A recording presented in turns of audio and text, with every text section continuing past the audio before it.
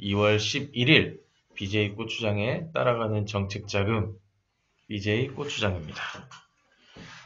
2월에 벌써 둘째 주네요. 지난주 한 주밖에 안 쉬었는데, 되게 오래 쉰 것 같아요. 한 주인데. 아무래도 제가 좀, 어, 재미가 있나 봅니다, 이게. 사실 좀 이렇게 매주 뭔가를 준비하고, 이렇게 뭐, 그 준비가 크진 않더라도 그 조금 뭐라도 준비를 하고 이렇게 뭔가 하는 게, 예, 정말 굉장히 저한테 또 재미 요소인 것 같아요. 그러다 보니까 계속 이렇게 방송을 하는 것 같고요. 사실 지난 제가 방송을 안 한 한 주간 정말 많은 일들이 일어났죠. 그 중에 제일 큰 게 지금 코로나 바이러스죠. 참 많은 분들이 지금 그 코로나 바이러스에 좀 많이 이렇게 고생을 하시기도 하고, 저도 이렇게 지하철이나 버스를 탈 때는 항상 마스크를 하는데요. 항상 건강 관리가 최고인 것 같고요. 정말 그 다른 때처럼 뭐 그때는 피해가 더 컸다고는 하지만 그래도 정말 무사히 잘 넘어갔으면 하는 게 바람이기도 합니다. 정말 많은 자영업자들부터 타격이 크고요.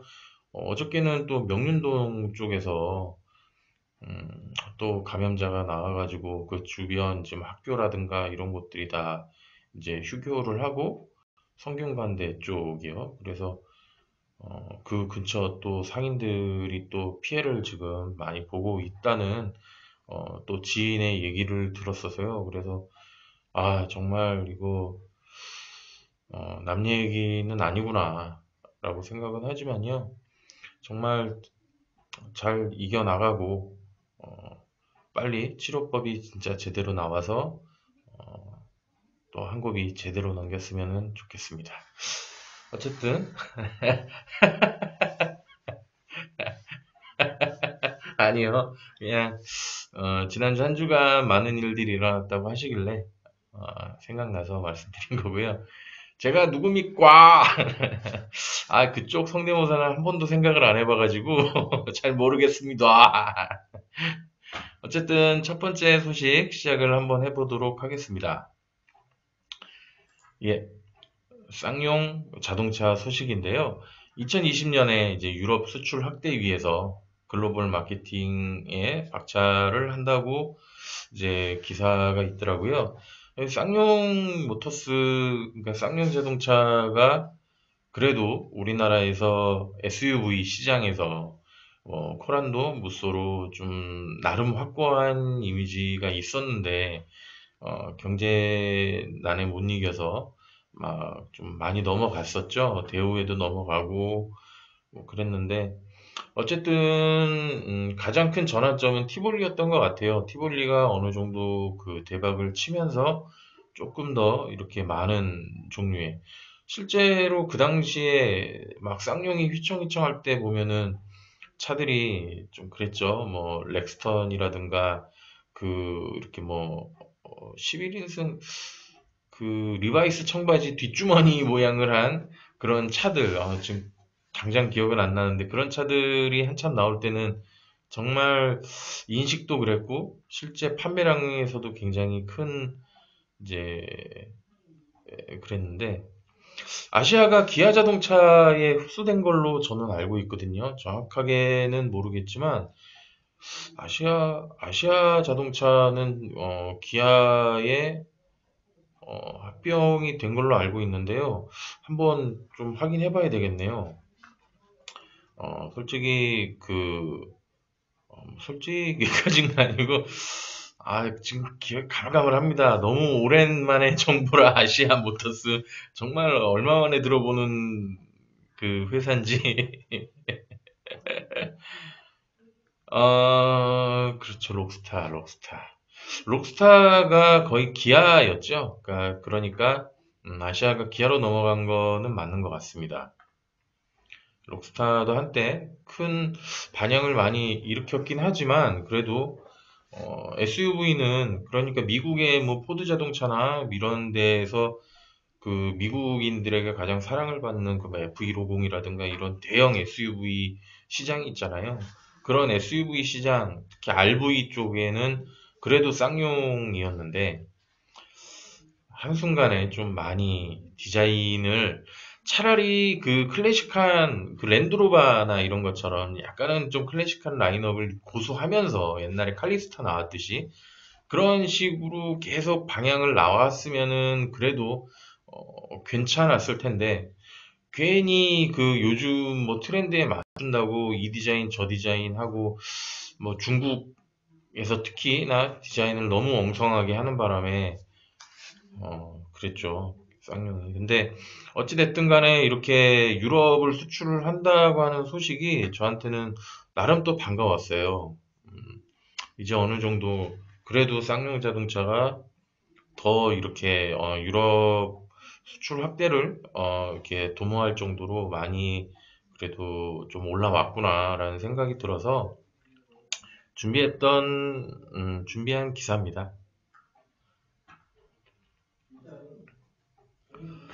아, 지금 제 지인들은 뭐 코란도 무쏘 많이 타고 다녀서 사실 되게 좋아했는데 요즘 코란도는 너무 SUV 틱해져갖고 호감도가 많이 떨어졌죠.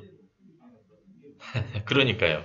맞습니다. 진짜 더블 드래곤이 참 더 멋있었을 텐데 SS가 아니라 DD로 해가지고 그랬을 텐데 많이 아쉽습니다. 아유, 고맙습니다. 또, 또 맛있는 별들을 주셔서 정말 감사합니다. 다음, 다음도 자동차 소식이에요. 이번에는 좀 자동차 관련된 거를 제가 좀 많이 일부러 준비를 했습니다. 이 솔라이트 인디고 레이싱이 2020년 운영 계획을 발표해가지고 했는데 이제 이 차는 벨로스터예요. 벨로스터 N을 이렇게 또 이렇게 레이싱용으로 또 해가지고 했는데 음, 사실 레이싱 뭐 자동차의 그 현대 자동차가 이제 세계에서 많이 어느 정도는 좀 정착을 하는 시기지만 우리나라 자동차 문화 자체는 너무나도 좀 거의 불모지에 가까울 정도로 굉장히 안 좋잖아요. 그런 상황에서 그 레이서들도 항상 자비로 이렇게 레이싱을 참가하면서 힘겹게 그뭐 시즌 같은 거를 이루어 오는데 그런 분위기 속에서도 어, 이렇게 레이싱에 참여하고 도전하고 또 거기서 또 좋은 성적을 이뤄내는 게 정말 참 한국 사람들 대단하다는 생각도 들고요. 이런 그 자동차 문화 불모지에도 이렇게 열심히 하시는 분들이 있다라는 거에 좀 박수를 드립니다. 제가 뭐 잠깐이라기보다는 그래도 예전에 자동차 관련 웹툰도 그리고 자동차 쪽에 많이 이렇게 했던 사람으로서 사실은 자동차 문화가 좀 많이 발전했으면 하는 마음이 있어요. 왜냐면은 차는 계속 발전을 하는데 자동차 문화가 너무 안 돼 있다 보니까 차를 가지고 놀 수 있는 공간이 별로 없는 거죠.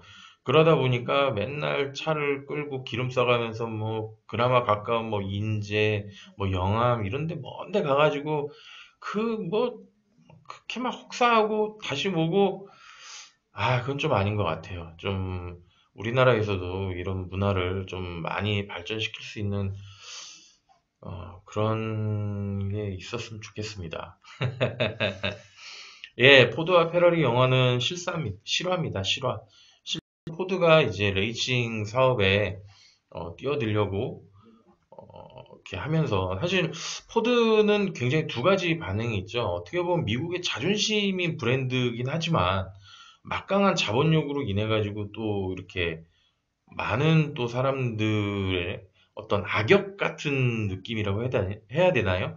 사실 포드와 페라리라는 그 영화를 보면 포드가 결코 악역이 아니에요. 어떤 자본주의에 의해서 그럴 수 있는 부분이긴 하지만 어떻게 보면은 또 그 레이싱의 그 브랜드 자존심을 살리는 그런 어떤 페라리의 모습 때문에 포드가 좀 악역으로 비춰지긴 하지만 그 덕에 포드 자동차에 정말 역사적인 GT40이라는 모델이 나오고 정말 막강한 사실 자동차 역사 100년 역사에서 빼놓을 수 없는 게 포드잖아요. 세계 최초로 양산형 자동차를 만들어서 그거를 서민들도 탈 수 있는 차를 만들었다라는 거에 대해서 저는 굉장히 점수를 주고 싶고 사실 어, 제가 꼭 포드 자동차를 이렇게 타고 있는 그런 것뿐만이 아니지만 어쨌든 실질적으로 사실 미국에 포드가 있으면 한국에는 쌍용이 있다고 할 정도로 사실 뭐 완성도나 마감도는 그렇게 좋지 않았죠. 지금까지는. 왜냐면은 사용자가 정비를 해나가면서 좀 만들어가는 어떤 분위기였지만은 지금은 이제 독일과 뭐 여러 나라와 이제 협업을 하면서 굉장히 완성된 디자인들을 많이 내고 있더라고요. 포드에서는 지금 정확하게 말씀드리면은 스포츠카라고 불릴 수 있는 거는 그 GT40 밖에 없습니다. 포드는 굉장히 그런 부분에서 되게 확실해요. 그러니까 뭐 벤츠나 특히 독일의 벤츠 같은 경우에는 사실 막 세단에도 막뭐 무식한 엔진 집어넣고 무슨 레이싱카도 아닌데 막 그런 차들이 막 나오잖아요. 그래서 이거는 세단이야, 스포츠카야 막 이런 라인업들이 되게 많은데 포드는 양산형은 양산형대로, 픽업 트럭은 또 픽업 트럭대로, 뭐 스포츠카는 스포츠카대로 이렇게 정확하게 이렇게 명확한 어떤 그런 라인업들이 있고요. 현재는 음, 스포츠카, 특히 그 슈퍼카로 불리울 수 있는 차는 GT40이 유일하고 그 외에 패션카라고 하죠. 우리나라 뭐 젠쿠처럼 스포츠 정확한 의미의 스포츠카는 아니지만 그런 어떤 패션카, 특히 미국에서는 머슬카로 불리우는 머스탱이 존재를 하고요. 그 외에는 대부분 그냥 일반적인 세단이라던가 그런 SUV들, 익스플로러 같은 SUV들이 자리를 잡고 있죠. 예, 우리나라 레이싱 발전이 많이 됐으면 좋겠습니다. 저도 한참 그 자동차 그 레이싱이나 이런 것도 많이 이제 따라가서 보기도 했는데, 실질적으로, 내로라 할 만한 국산 레이싱을 뛸 만한 차는 없지만, 그래도 그 안에서 진짜 열심히 박터지게 싸우는 모습들이 너무 좋거든요. 그런 거를 좀 뭐 안방에서까지는 아니더라도 정말 가까운 곳에서 정말 이렇게 봤으면 하는 그런 마음이 있습니다. 사실 외국을 떠나서요. 우리나라에서도 그렇죠. 당연히 페라리죠. 아, 어쩔 수 없습니다. 페라리입니다. 페라리. 포르쉐도 굉장한 찬사를 받지만 그래도 포르쉐는 슈퍼카의 범주에는 들어가지 않잖아요. 음, 그렇죠. 그 포르쉐도 분명히 그 까레라 GT라는 슈퍼카 라인업이 있지만 그래도 포르쉐는 음, 그냥 2인승의 그런 스포츠카들이 주를 이루고 있고 페라리는 정말로 몇 대 안 되는 한정판의 슈퍼카들을 만들고 있기 때문에 뭐 포르쉐가 더 좋다고 하시는 분들도 있지만 그래도 슈퍼카를 좀 더 이렇게 더 쳐주죠. 어쨌든 뭐 제 개인적인 생각이기도 하지만 그 당시에도 예전에도 그랬지만은 그래도 페라리를 더 이렇게 알아주긴 하죠. 근데 두 모델을 사실 비교하는 거는 좀 그렇죠. 뭐 엄마가 좋아 아빠가 좋아 수준으로 사실 피둥피둥합니다.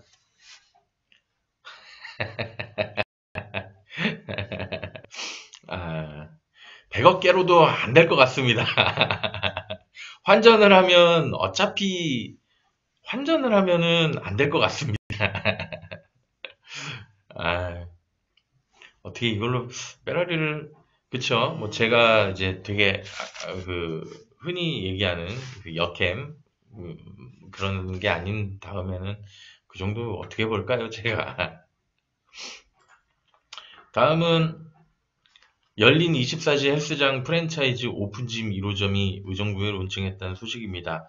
사실 그 운동이라고는 숨 쉬는 거랑 밥 먹는 거, 밥 먹을 때 팔 운동하는 거, 뭐, 그 정도밖에 없는 저로서는 사실 잘 몰라요. 근데 그 항상 작심삼일에 들어가는 것 중에 하나가 이런 운동 헬스장인데, 헬스장이 사실 24시간을 하는 곳은 없죠. 굉장히 일찍 열고 늦게 닫는 곳은 있지만 24시간을 하고 있다라는 곳은 그렇게 본 적이 없는 상황에서 이렇게 독특한 운영 방식의 싼 가격이라고 해가지고 인기가 있다고 합니다. 일단 24시간 오픈을 하고요. 한 달 한 24,000원 정도 에 이용을 할 수 있다고 그래서 한 달 만에 400명이 지금 가입을 했다고 합니다. 그러니까 엄청나죠. 그러니까 어차피 3일만 운동을 하고 그만두더라도 돈이 덜 아까운 하루에 한 8,000원 정도의 운동을 하고 그렇게 3일을 해도 되는 되게 가성비 높은 가격인 거죠. 정말 흔히 요즘 말로 헬창이 아닌 다음에는 이제 헬스장에 몇 번 가고 못 가고 이런 게 더 많은데, 어쨌든 한 달에 24,000원이란 가격은 엄청난 가격이죠. 아, 사실 이 사진은요, 유튜브 영상입니다. 유튜브 영상. 정확하게 아직까지는 여기가 뭔가 이미지 사진이 없는 것 같아요. 그래서 유튜브 이미지를 캡처를 한 사진이라서, 어, 실제, 정말 여기에 가입을 해서 운동을 하고 있는 일반 여성분이십니다. 여기 조그만한 창을 보시면, 이제, 이 오픈짐의 다른 영상에 대한 정보가 있잖아요. 9분 53초? 그래서 이 사진은 유튜브를 캡처한 사진이고요. 이게 오픈짐 24시간 로고인 것 같습니다. 어쨌든, 여기가 이렇게 싼 이유는 여기도 무인 시스템이라는 거겠죠. 그래서 이제 뭐, 오픈 트레이닝 시스템이 이제 자체 영상 트레이닝 시스템인데, 무인 헬스클럽의 트레이너 공백을 채워나가고 있다고 합니다. 그래서 이제 뭐, 운동기구 앞에 모니터가 있어가지고, 거기서 뭐 운동을 하는 거, 뭐 연습이나 뭐 이런 걸 해주면, 그걸 보면서 같이 운동을 할 수 있는, 그러니까 헬스장도 점점 무인 헬스장이 돼가고 있죠. 그러니까 정말 4차 산업이라는 게 무섭습니다. 정말 사람이 이제는 정말 노동 수익을 벌 수 있는 기회가 점점 사라져가고 있는 되게 안타까운 음, 내용일 수도 있겠죠. 그런가요? 기구 뒤에 줄 서 있는 건가요, 이게? 지금 운동 스트레칭을 하고 있는 영상인데요. 어, 제가 뭐, 운동 헬스장을 한 6개월을 끊어서 최대 6개월을 다녀본 적은 있지만 사실 제가 운동을 그냥 뭔지 몰라서 그러니까 개인 트레이너를 하지 않고 그냥 보이는 거 있으면은 하고 해서 정확하게 모르겠지만요. 어쨌든 지방을 태워서 근육을 만드는 곳이기 때문에 운동이란 게 그런 거잖아요. 아마 여쭤보시는 그런 기대는 전혀 나오지 않을 거라고 생각을 합니다. 어쨌든 이제 이렇게 400명, 벌써 여기에 400명이 모였다 그러면은 정말 이제 전국적으로 한 2년 안에 이런 그러니까 오픈형 헬스장이 굉장히 늘어나지 않을까 그렇게 생각이 듭니다. 다음은 이것도 굉장한 핫 이슈였죠. 예, 핫 이슈. 펠리세이드 전복 사고. 아시는 분들은 다 아실 거예요. 아줌마가 내리막길에서 기어를 아래 놓고 내려갔는데 시동이 꺼진지도 모르고 그냥 내려가다가 어딘가에 걸려서 이렇게 차가 전복돼서 사실 유튜브에서도 그렇고 굉장한 이슈 아닌 이슈였어요. 이거는 제조사의 문제냐 운전자의 문제냐 갖고 많이 논란이 일어났고, 실제로 많은 이제 그 자동차 미디어에 계시는 유튜브를 하시는 분들이 실제 차를 가져와갖고 아래다 놓고 이렇게 내리막에서 시동이 꺼지거나 브레이크를 밟아서 멈추는 그런 영상들을 시연을 많이 했는데, 결국 못 믿는 사람들은 못 믿는 분위기였고, 또 그래서 그러다 보니까 굉장히 많은 좀 논란이 있었던 그런 거였는데, 사실 이거는 뭐가 잘 됐다, 잘못됐다를 저는 얘기를 하려고 하는 건 아니고요. 여기서 가장 그 문제가 됐던 거는 그 주행 중에 시동이 꺼졌을 때 과연 브레이크가 드느냐 안 드느냐 문제였는데, 저 같은 경우에 제 경험담이에요. 실제로 2003년도인가 2004년도에 제가 사륜 산타페 차량을 운전을 했었는데, 그때 아직도 기억납니다. 삼양동에 굉장히 좀 이렇게 조금 가파른 언덕이 있었어요. 눈이 되게 많이 왔고, 그 눈이 살짝 얼어 있는 그 언덕배기에서 갑자기 브레이크가 들지를 않아갖고 제가 한참을 미끄러져 내려가면서 정말 기도를 많이 했던 그런 경험이 있어요. 그것 때문에 바로 그러니까 어찌됐든 차가 섰기 때문에 그 상태로 집에 와서 정비소들을 막 둘러보니까 정비소에서 뭐가 뭐 어쨌네 저쨌네 하면서 막 돈이 계속 불어났는데, 결국에는 현대자동차 그냥 저 대방동 서비스센터에서 브레이크 호수에 있는 바킹 있잖아요. 그러니까 호수를 그 브레이크에 연결하는 그 바킹 부분이 빠져가지고 헐거워졌기 때문에 압이 거기서 차질 않아갖고 브레이크가 안 드는 현상이었다고. 그래서 굉장히 그냥 그거를 끼는 것만으로 제가 그 차를 폐차할 때까지 아무 이상 없이 탔었던 경험이 있어요. 그럼에도 불구하고 제가 왜 정비소에 그 뭐 레카나 이런 걸 안 띄웠냐면, 브레이크가 호스가 빠졌기 때문에 압이 굉장히 모자라서 이렇게 일반적인 정지는 안 됐지만 힘을 줘서 꽉 밟으면 분명히 브레이크가 멈췄습니다. 그러니까 운전이 정비소에서 그 현상을 알아내기까지 운전을 하면서 돌아다니는 게 힘들었지만, 그래도 차가 멈췄다라는 게 가장 중요한 거죠. 근데 이 같은 경우에 시동이 꺼졌을 때 과연 브레이크가 드느냐 안 드느냐가 많이 이슈가 됐지만, 실질적으로 브레이크는 기본적으로 잡히게 돼 있는데, 그 잡히는 거를 편하게 잡느냐 아니면 조금 힘겹게 잡느냐.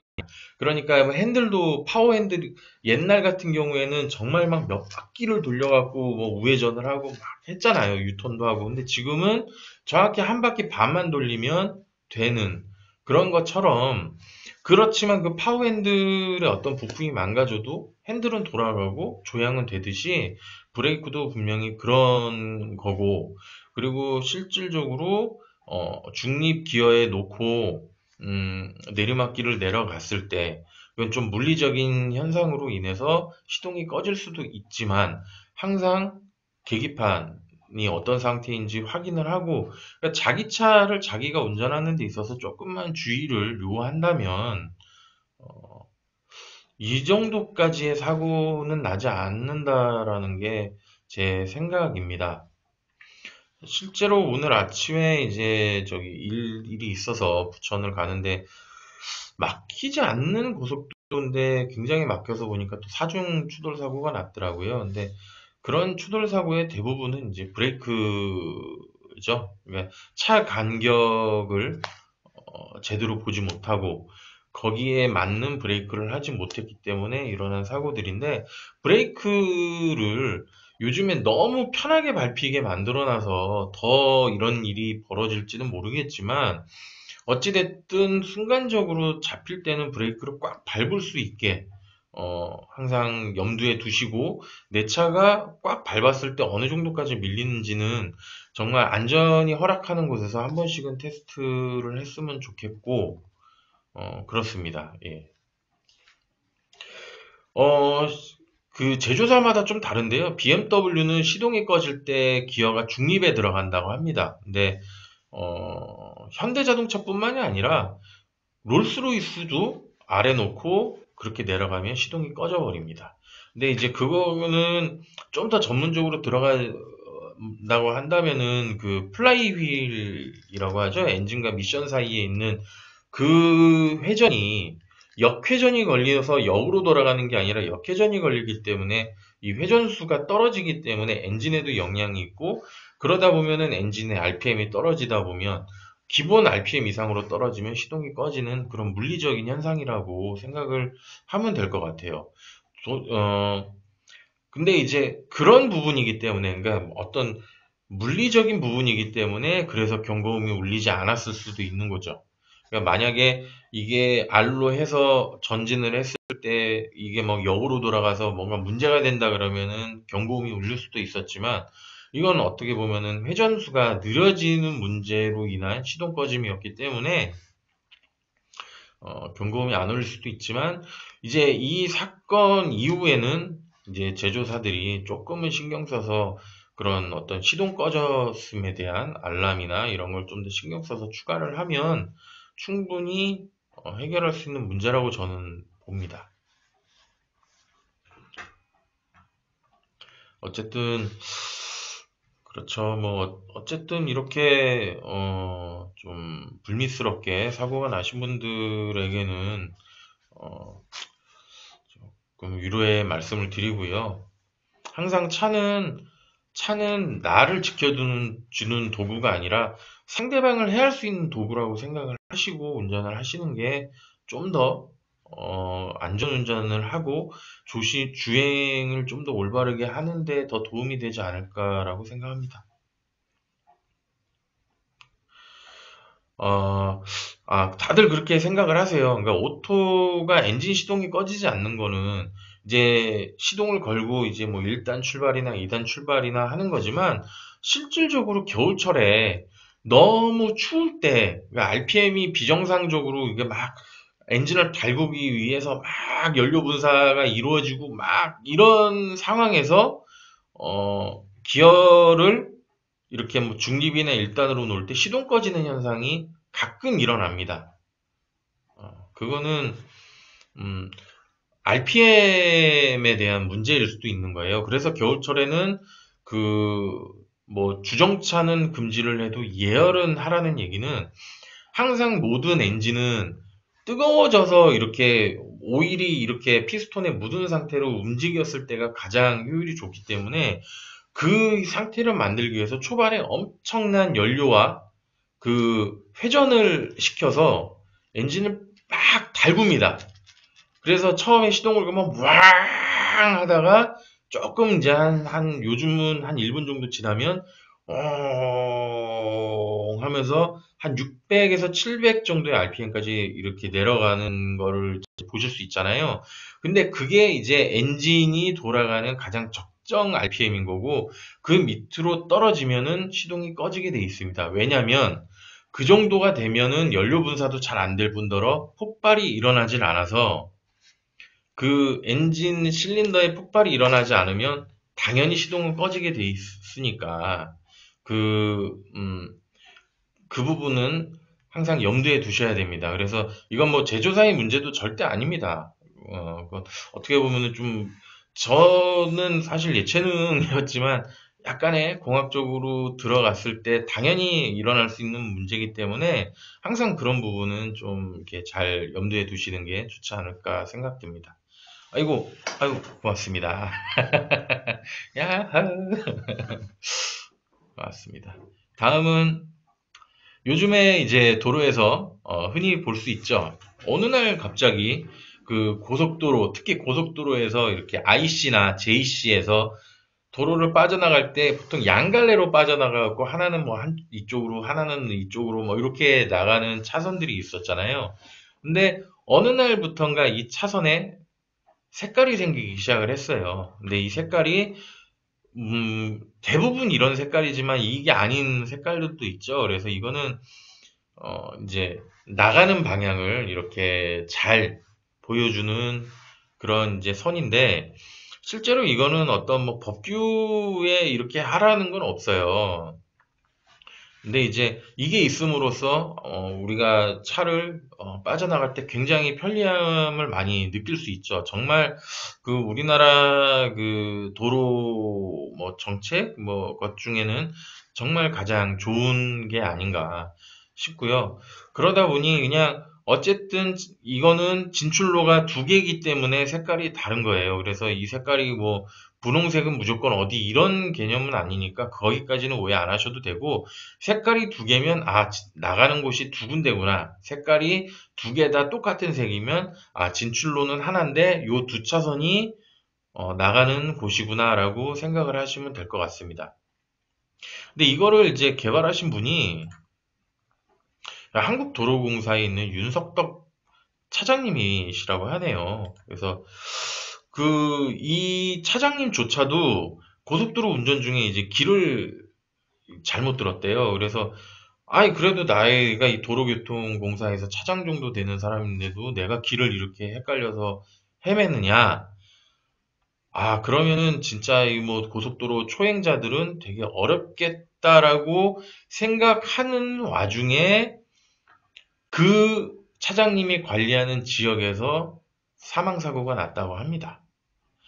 그래서 이제 뭐 이분이 화가 난 거죠.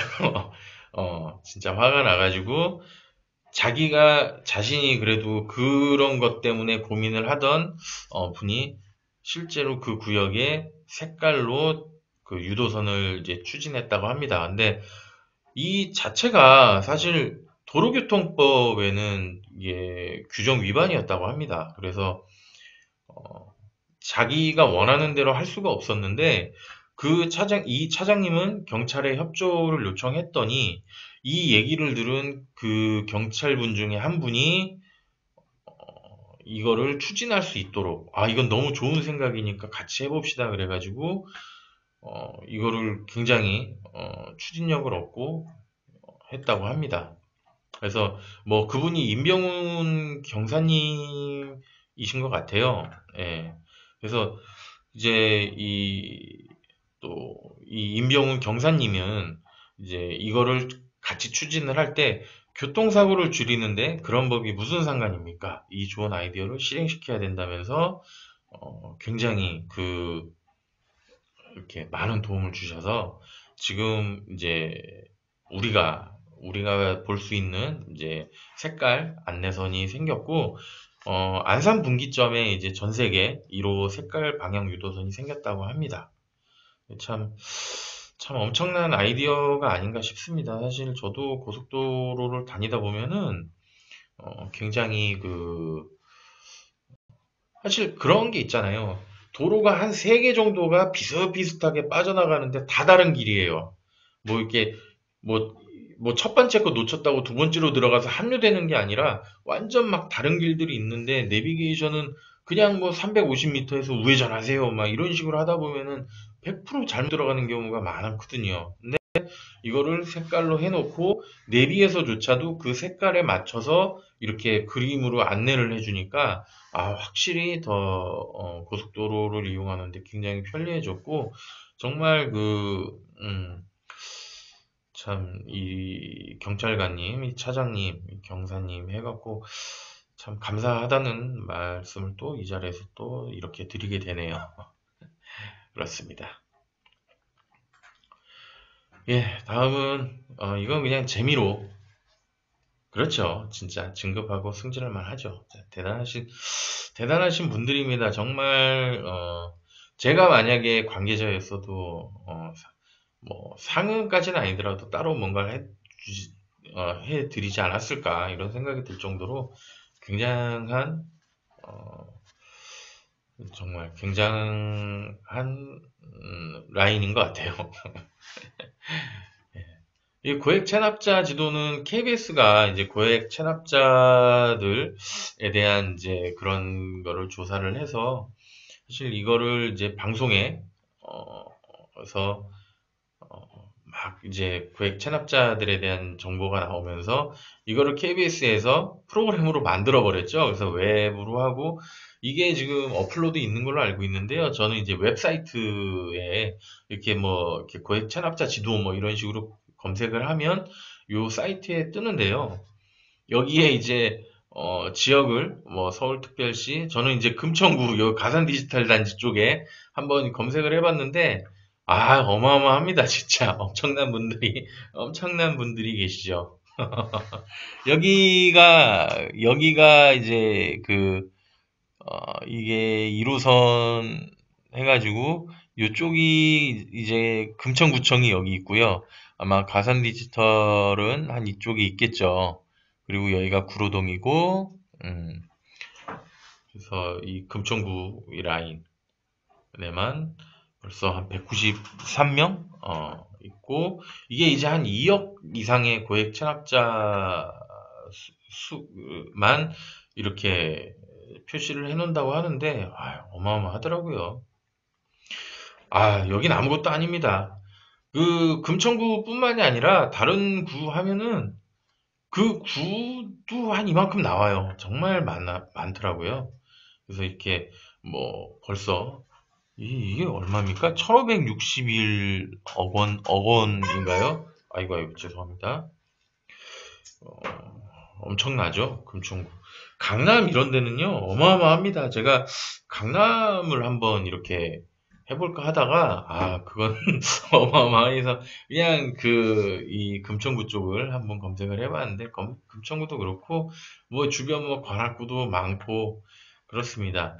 뭐 혹자는 로버트 기요사키가 말한 뭐 부자 아빠, 뭐 가난한 아빠인가요? 뭐 그런 데서 뭐 어떤 뭐 체납에 대한 얘기가 있다라고 하는데 제가 그 책을 읽어보질 못해갖고 그 부분에 대한 좀 디테일한 말씀 못 드리고 어쨌든 그렇습니다. 그래서 주변에 뭐 고액 체납자들이 이렇게 또 밝혀지는 게 좋은지 안 좋은지는 뭐 정확하게 뭐 저는 모르겠지만 한번 관심 있으신 분들은 한번 검색해 보시는 것도 나쁘진 않을 것 같습니다. 부자 나빠, 가난은 더 나빠. 맞습니다. 정말 가난은 더 나쁩니다. 요즘 시대가 그렇죠. 아무리 물질을 쫓는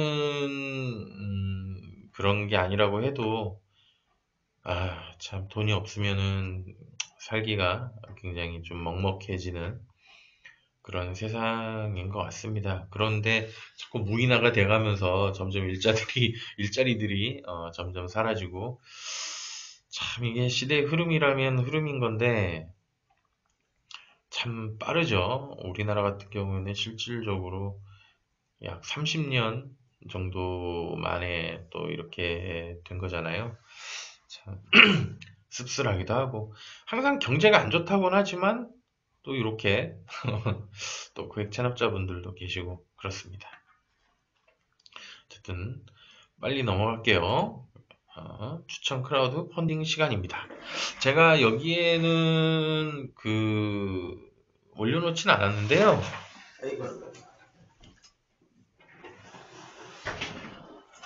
전에 요거를 갖고 왔어요. 이렇게 여긴가요? 여기 타이어 체인 그때 클라우드 펀딩 제가 소개해 드릴 때 그때 3만 원도 안 했죠. 그래서 제가 구입을 했습니다. 제 차가 푸륜이라서 그랬는데 지금 눈이 거의 오질 않아서 참 쓸 일이 별로 없긴 하지만 요렇게 구성이 되어 있고요.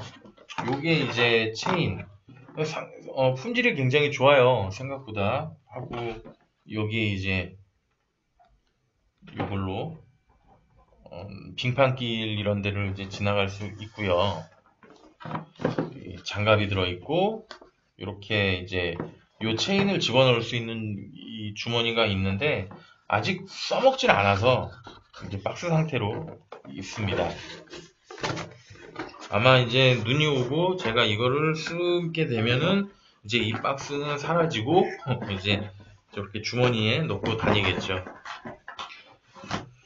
항상 도로는 자동차는 정말 정말 좁은 면적의 타이어로 이렇게 앞으로 가는 그런 기계잖아요.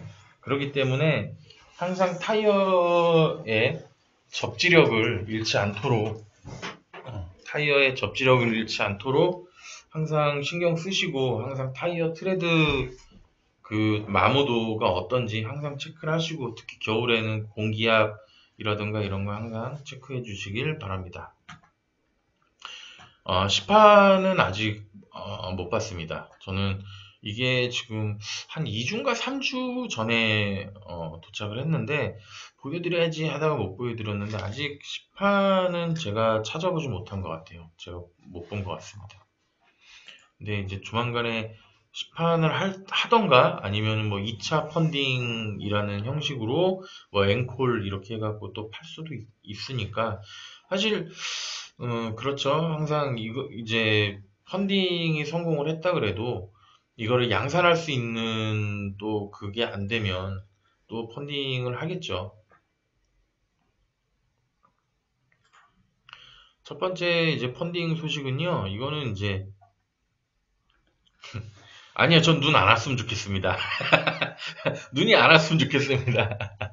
정말 싫습니다.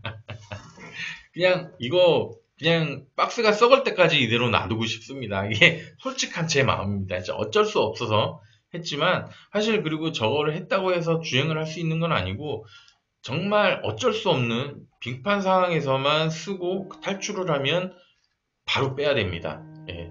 차 망가집니다. 정말 차 망가지기 때문에 조심하시고요.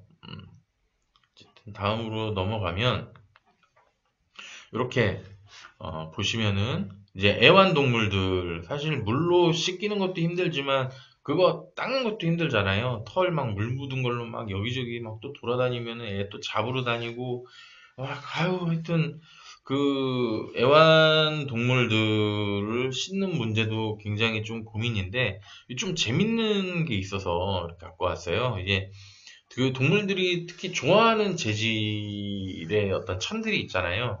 특히 뭐 이렇게 겨울에 보들보들한 그런 이불 속 이런 거 막 좋아하는데, 이제 그런 재질로 이렇게 주머니처럼 이 끈으로 이렇게 넓혔다 좁혔다 할 수 있는 이제 그런 거를 해서 여기 입구를 딱 열어놓으면은 애들이 잘 들어간대요, 여기에.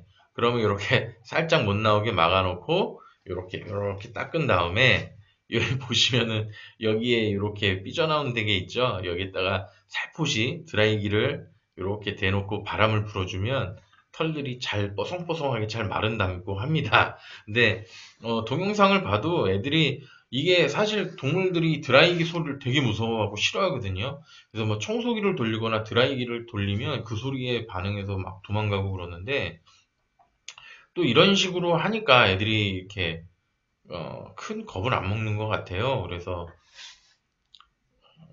애완동물을 기르시는 분들에게는 굉장히 좋은 게 아닌가. 그리고 흡수율도 굉장히 좋다고 하니까 한번 찾아서 보셨으면 좋겠다는 마음에 한번 갖고 왔습니다. 가격은 이게 좀 저렴한 가격들은 벌써 뭐 펀딩이 다 돼버렸고, 지금 한 34,900원 정도 있다고 하니까, 음, 만약에 이걸 보고, 이거 마음에 든다고 하신다면 빨리, 와디지에 가셔서 한번 찾아보시면 될 것 같습니다. 다음은 이제 프린 큐브라는 제품인데요. 예전에 우리가 이렇게 비닐로 된 이렇게 띠에 이렇게 문자를 이렇게 맞춰서 뚝 찍으면은 이렇게 볼록 튀어나오고 글씨 같은 거 입력하고 막 그랬었잖아요. 이게 이제 그런 류의 이제 프린터라고 생각하시면 되는데요. 이건 레이저가 아니라 잉크젯 방식이라고 합니다. 그래서 정말로 표면이 너무 매끄럽거나 이런 곳에는 이게 프린팅이 잘 되지는 않지만, 요런 식으로 이런 웬만한 뭐 종이라든가 뭐 나무, 뭐 플라스틱 이런 곳에는 이제 프린팅이 된다고 합니다. 그래서 그 선명하게 돼 있고 스마트폰이랑 연동을 해서 이제 스마트폰에서 뭐 이미지라든가 글씨를 입력을 하면 그게 이제 전송이 돼서 이렇게 바로 프린팅을 할 수 있도록 돼 있다고 합니다. 그래서 뭐 아이가 있는 집에서 뭔가 이름표를 쓴다거나 아니면은 뭔가 이렇게 이벤트성으로 어딘가에 이렇게 원하는 문구 같은 거를 입력을 할 때 굉장히 좋은 제품이 아닌가라고 생각이 들더라고요. 그래서 이제 그 가격은 13만 9,600원이라서 이제 14만 원 정도 되는데, 음, 특히나 포장이라든가 아니면은 뭐 택배 같은 거 할 때 뭔가 이렇게 좀 색다르게 박스에 뭔가 입력을 해서 이렇게 보내주시고 싶은 뭐 이런 거를 하시는 분들에게는 되게 좋은 제품이 아닐까 싶고요. 그렇죠. 편지 봉투에 펜으로 뭔가 쓰는 거, 특히 그 경조사 때 그 이렇게 문구를 이쁘게 만들어서 싹 편지 봉투에 해가지고 선물하거나 뭐 이러면 굉장히 또 좋은 선물이겠죠.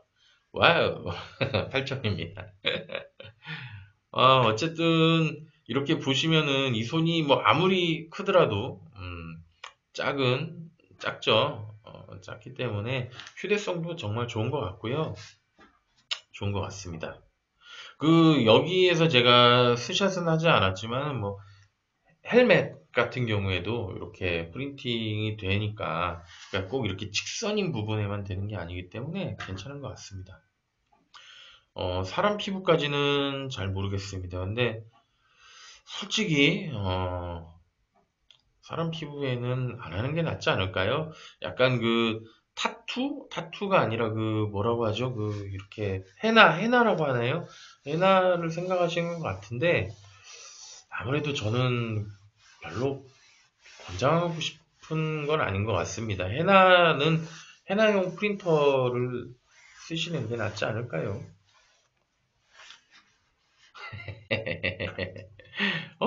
정말. 운동회면 도대체 언제 얘긴가요? 어마어마하게 옛날 얘기. 때 도장. 그렇죠. 만약에 그 도장을 스마트폰으로 위조할 수 있으면 몰래 그 도장 이렇게 복사해가지고 이렇게 문질러서 도장 받은 것처럼. 근데 그건 너무 좀 징그럽네요. 아이들이 뭐 만약에 도장으로 이렇게 한다 그러면. 어, 뭐 한편으로 뭐 성적표 위조할 때 되게 좋을 것 같다는 생각이 문득 들었습니다. 성적표라든가 뭐 이렇게 학부형들에게 이렇게 통지서 날라올 때 무언가를 위조하고 싶을 때 쓰면 좋을 것 같지만 권장사항은 아니라는 거. 그렇게 하다가 부모님의 엄마의 그 등짝 스매싱과 그런 거랑 피해 주셨으면 감사하겠습니다. 예, 이거는 제가 예전에 썼던 제품이에요. 그, 잠깐만요. 이미지요. 간단한 이미지가 됩니다. 여기에도, 제가 캡처한 본이 없는데, 간단한 이미지 정도는 되는 걸로, 제가 봤습니다. 그래서 꼭 글씨만이 아니라, 약간의, 그 이미지도, 됐었습니다. 컬러. 선명한 컬러 프린팅이라고 써 있습니다. 선명한 컬러 프린팅. 예, 컬러도 됩니다. 제가 봤습니다.